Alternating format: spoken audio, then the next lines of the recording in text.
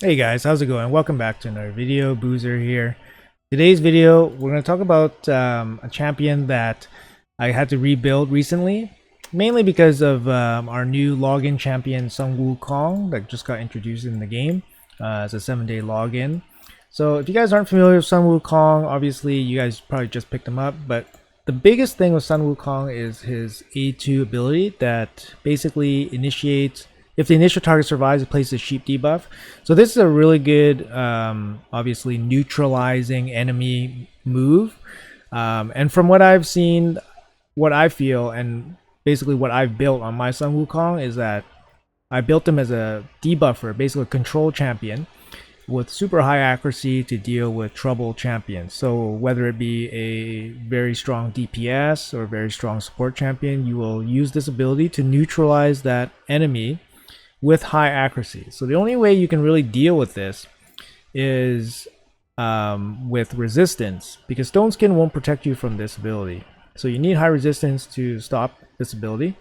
So I've just been kind of going over my roster and just seeing which champion that I need to build to basically protect from Sun Wukong, because this is a champion that's it's 100% accessible for everyone. It's relatively easy to build, to be honest, if you just go straight accuracy on him. And he's incredibly annoying. You'll see him everywhere. And so I wanted to make sure that I build a champion that I use very frequently with good resistance. Most of my champions have basically foregone resistance many months ago, but now I actually had to rebuild one of some of my champions with resistance. And in this video, I will go over one of those champions, and that champion is Ultimate Death Knight. So this is my Ultimate Death Knight. I rebuilt him with high resistance to help him neglect the effects of Sun Wukong.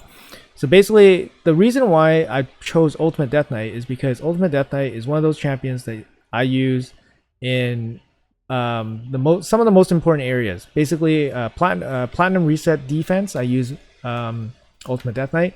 I also use him very frequently in live arena as well. He's relatively easy to build because you don't need any speed on him. So I never actually made a video on how to build UDK. I just figured like it's kind of like one of those things that everyone kind of knows, or common knowledge, but we can go over that really quick here. So the big thing about UDK is that his passive basically redirects all single target attacks onto himself. Which is super annoying, especially when you're trying to go through him to attack somebody else. So this guy just soaks it all up. To play around this passive, you need basically AoEs or some way to neutralize his passive abilities, or multi-hits or ally attack. So those are kind of the only ways you can go around this passive, but any kind of single hit will redirect to Ultimate Death Knight. So he's a really big support champion in a lot of teams, and he can be game winning if not removed in live arena. He's the hard counter to like Rotos, who has all single target abilities and won't be able to bypass him anyway. It will take him forever to go past him. So the way you kind of build him is with no speed, high HP, and probably 6-piece stone skin. There are some considerations for like bolster, because when you see an Ultimate Death Knight, you expect 6-piece stone skin, so then you bring bomb champions. Of course, this is at the higher end of like arena, when you have those options to go for a bomb team. But I'd say 95% of people probably build their UDK in 6-piece stone skin. You definitely want as low speed as possible. The reason why is because you want the 2-turn stone skin on him to last basically as long as possible, because he's just a human shield. He does have some annoying moves, such as this AoE, potential to fear, and decrease attack. It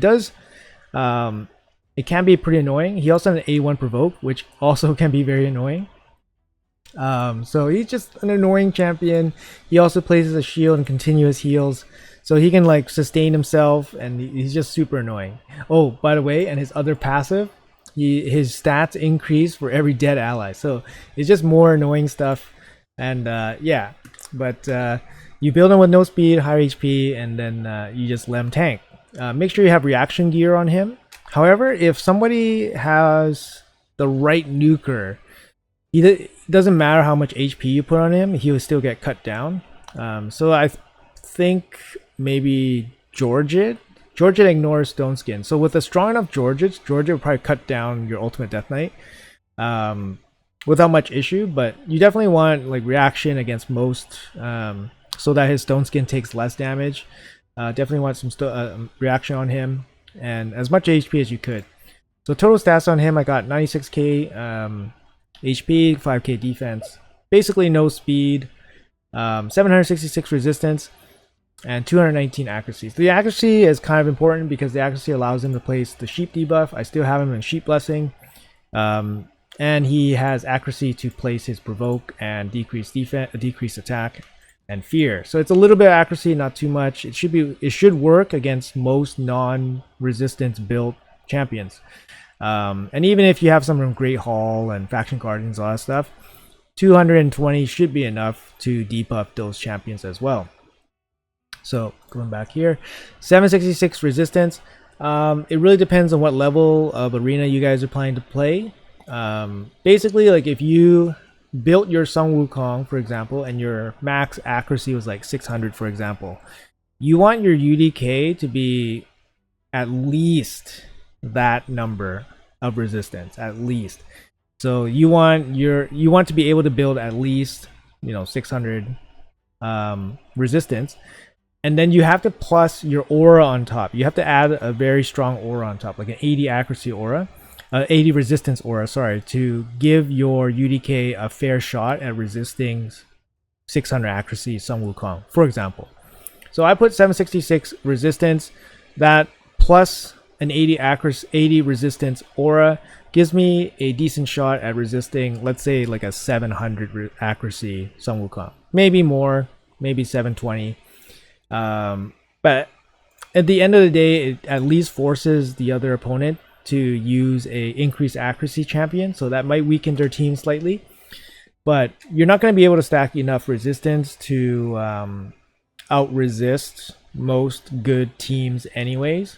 But if someone was fighting me and my team, and then they brought Sun Wukong, and then maybe my ultimate Death Knight surprises them and forces them into basically a loss, into coming back in and fighting me again. That's just more time out of their reset, and then that's just an extra win for me that mitigates one loss. So that's kind of my thinking. Like, you're not going to be able to stop everybody, but this is my best chance at it. Go over some of the gear pieces real quick. Nothing too insane here. Like, I still got epic pieces. I got a rare piece in here. I got a triple roll here. It's pretty nice. Yeah, it's like just HP roll. Ascended, which is pretty nice. Defensive roll. This one got ascended res with some defense. Not too bad. Boots here with some extra defense and some resistance.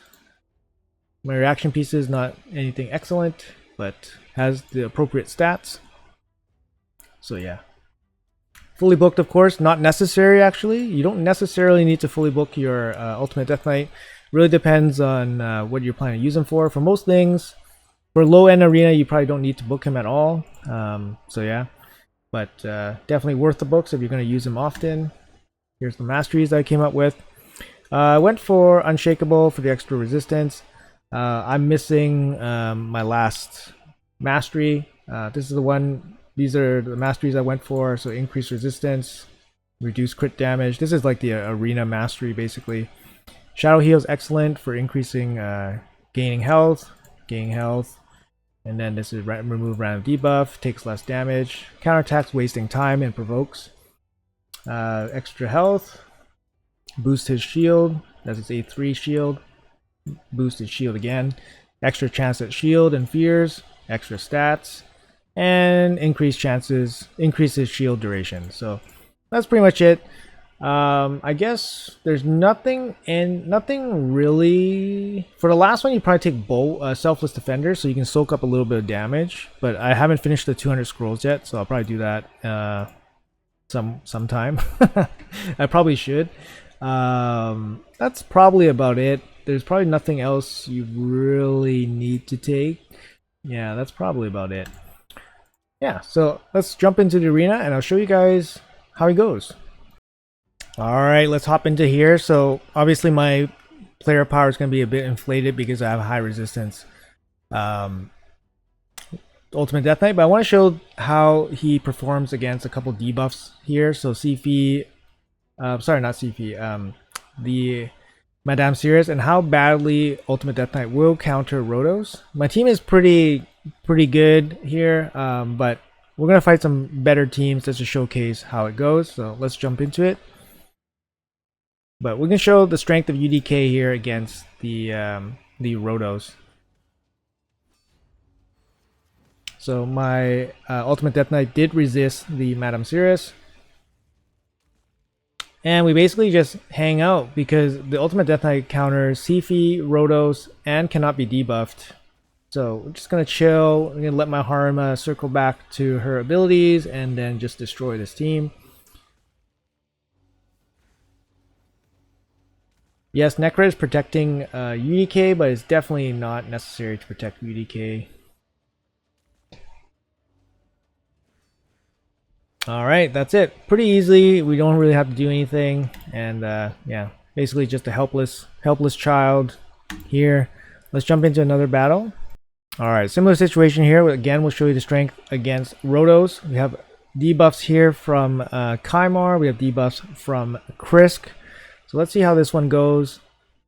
Same team again. So we have the plus 80 resistance from Harima's passive, sorry, his aura. So that gives me about 840 resistance. So it looks like Kymar sheeped himself. Again, unbreakable wall here with the UDK. I think the next fight I'll remove the Necrit because the UDK definitely does not need ally protection. So no debuffs are being landed on our team. So from the Krisk or the Kymar initially. And that Rotos is not cutting through that UDK anytime soon.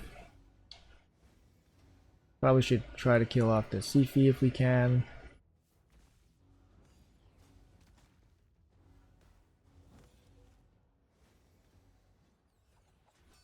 See UDK giving the debuffs there, very annoying. Okay, Harima takes everybody down. Alright, let's find something slightly different. Alright, found something kind of similar. I removed the Necrit just because it was being a little bit unfair. But we got more debuffs coming in, so let's see how the Ultimate Death Knight stands up against this team.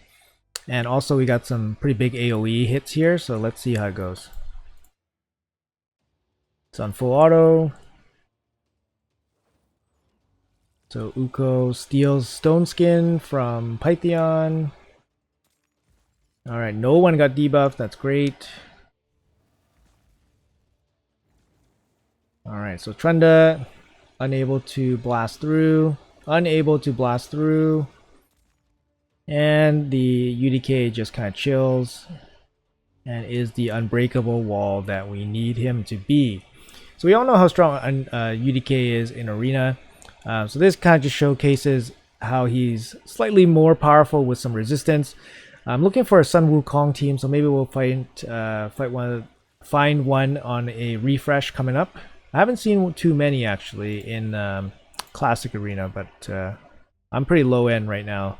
But let's have a look. All right, we actually have a pretty interesting fight here. So finally, we can see a increased accuracy champion with Lady Kimmy. So let's see if we actually get debuffed with our resistance Ultimate Death Knight. So let's jump into it.